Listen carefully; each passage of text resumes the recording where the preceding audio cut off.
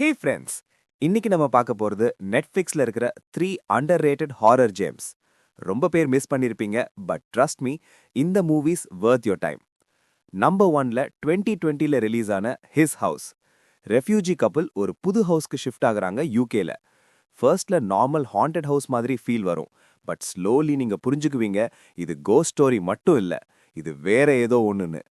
இதுல jump scare விட psychological wait ரொம்ப அதிகம். எஸ்பெஷலி கிளைமேக்ஸ் மைண்ட்ல நிற்கும். இது ஒரு ஹாரர் மூவியை விட இமோஷனலி டிஸ்டர்பிங் எக்ஸ்பீரியன்ஸ். நம்பர் 2ல 2017ல ரிலீஸ் ஆன த ரிச்சுவல். இது ஃப்ரெண்ட்ஸ் குரூப் ஒரு ட்ரெக்கிங் ட்ரிப்க்கு ஃபாரஸ்ட் போறாங்க.